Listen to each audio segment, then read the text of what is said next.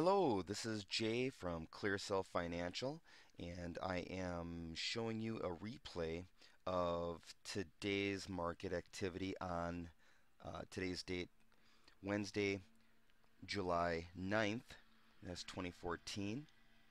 And we're looking at the TF, that is the Mini Russell 2000 futures contract for September of 2014 expiration. And this is a replay. Actually, I traded this live, mostly paper traded today, but I did take one live trade, a high probability, and eked out 4 ticks. Now, on 3 contracts, 4 ticks would be, 120. Actually, I traded 1 contract, so I made 40. But anyways, this is the open. So we're witnessing a replay of today, and I'm going to show you how I traded it on my paper fake account. So it looks like right now when we look over at the daily activity, you can see that we broke below yesterday's low, or we opened below yesterday's low. So that's a clear indication that we are going to the downside for today. You want to pay attention to the daily because the opening of the next day compared to the previous day helps determine the probability and the direction of the market. So we look up here at the daily and determine that maybe we're going to be going to the downside. It's a high probability. And now we look at the 60-minute chart, which shows us a plot every 60 minutes. I'm going to zoom in on that, and looks like just based on the activity, we're kind of range bound so far. Kind of illustrate that with a box. You can kind of see we're in this range.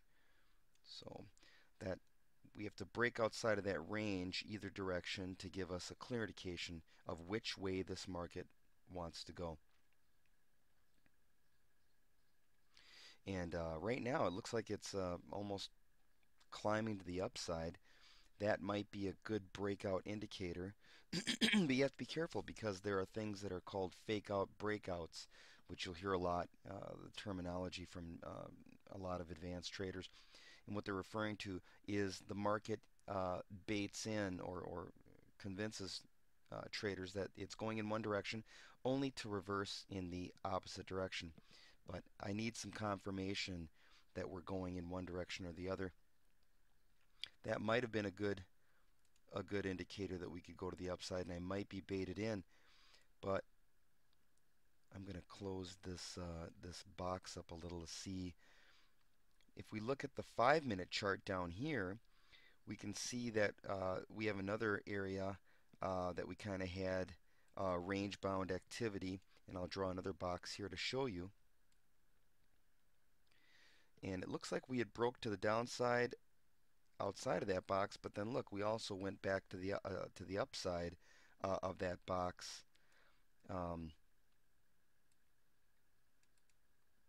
And here's where I'm kind of cautious because we're moving. We moved a big thrust to the upside, but when we came back and retested this area, it either it needs to break further to the upside, which tells me we may go up, or it needs to uh, maybe bounce around and maybe convince me that we don't have a direction.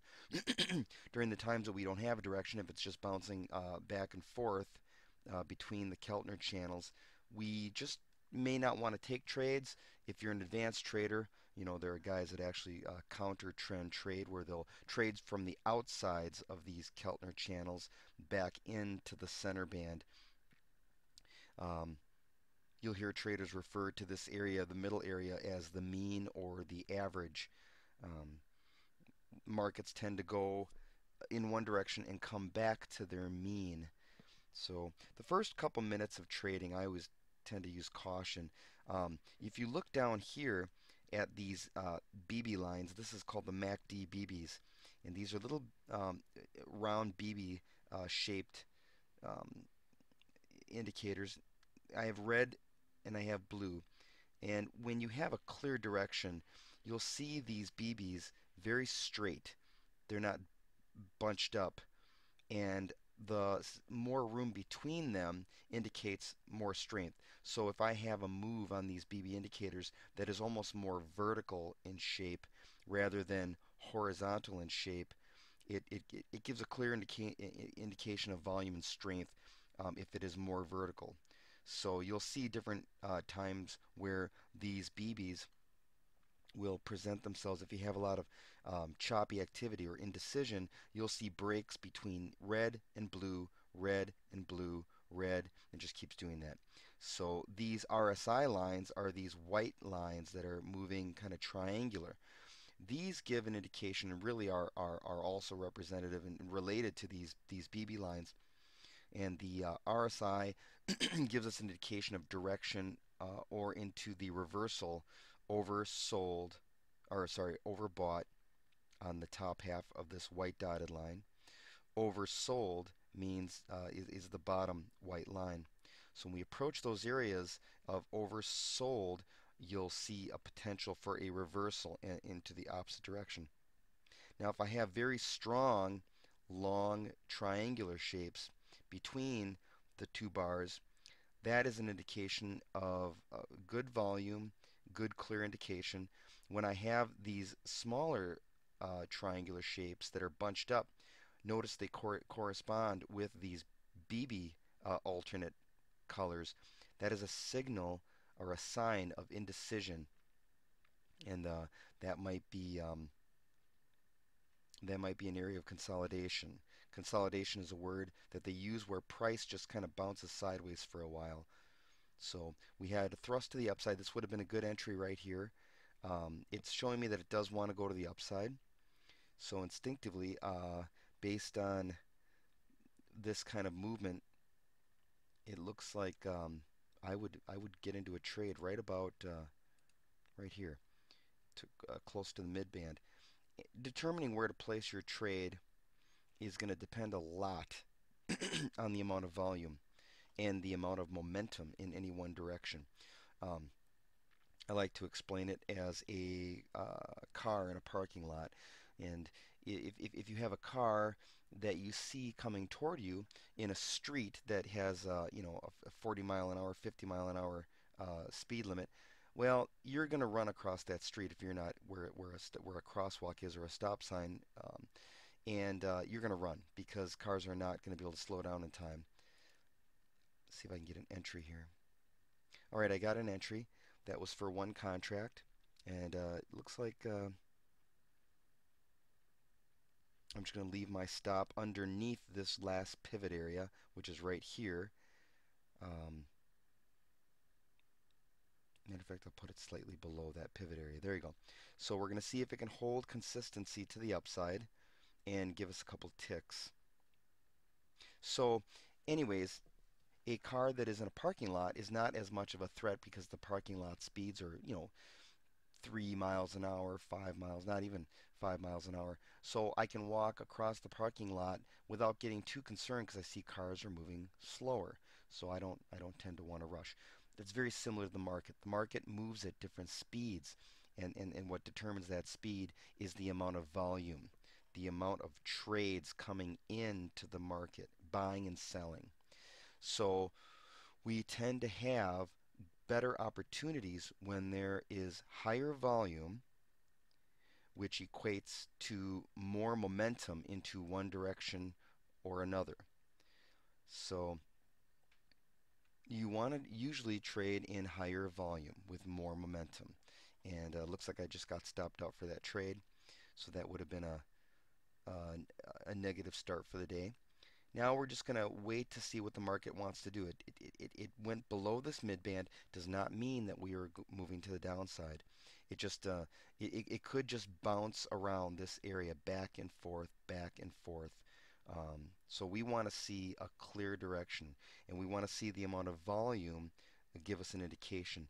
Now, one indication that I might have overlooked here as I entered my trade, these BB lines, they're very hard to see right now, but if I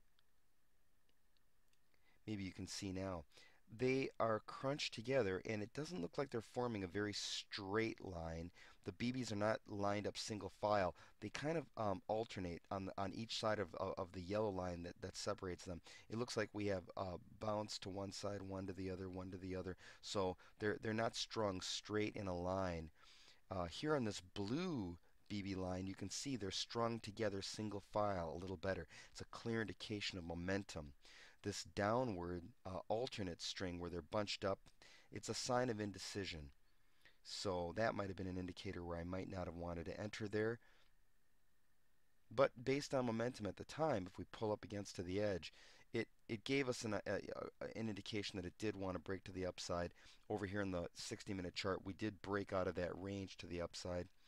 But my my conflicting information is that we opened below yesterday's low, which so that's I should have actually been paying more attention to maybe trades to the downside. So it's a tricky game trying to gauge which direction the market can do whatever it wants. So there's no exact science to saying all right, it's going this way because this piece of information says one thing, this piece of information says another thing.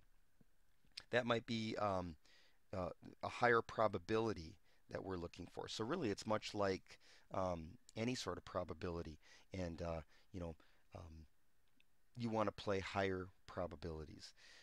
I think probability. Everyone actually is a master of probability. We all gamble in life, and it's nice to remind us that we all really have a sense for trading internally. Um, you get up in the morning and you go to work because you know that work will be there. And that actually is a gamble. People have woken up in the morning, went to work, found out that the doors were locked, and the company went out of business without any notification to their employees. So um, that happens, but it's not a high probability that the doors will close. It's a higher probability that you will get dressed, take a shower, get in your car, drive all the way to work, and get there, and work is there. You go and do what you do at work. So it's a high probability that work is there and waiting for you to earn money. And that's why you get up every morning faithfully and take that risk.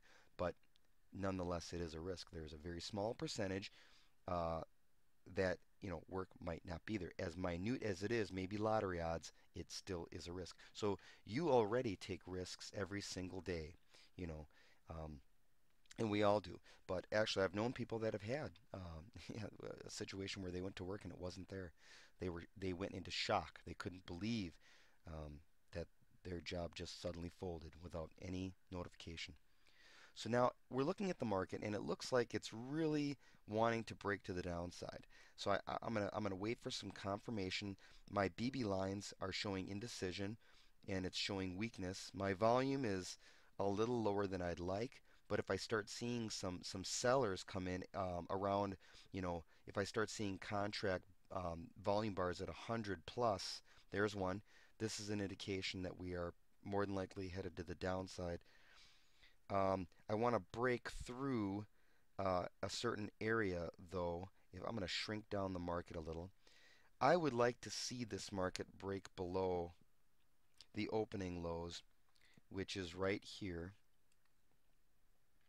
If I can break below that, I would have a real strong belief that this market is headed to the downside. So I'm just going to hold tight here because, like I said, this might be trying to fake us out into thinking we're going down, but it might just reverse on us and go back up again. So I'm going to wait for some confirmation. We've been 10 minutes into the market, and there are some traders that like to try to eke out what they can in that high volume open. The first 10 minutes you can make a lot of money, but you can lose a lot of money. So we're just going to wait and see. Like I said, this is a replay. There's no real risk for me here, but I'm just kind of reacting the way that I normally would as if this was a live market. Now, in hindsight, of course, as yesterday's video, I already know the market's headed to the downside because I already played the market this morning. So um, I guess, it's real easy to look back at what you already know. When you don't know what's going to happen, that's when it gets tricky. And trusting yourself and your judgment, that's the point where right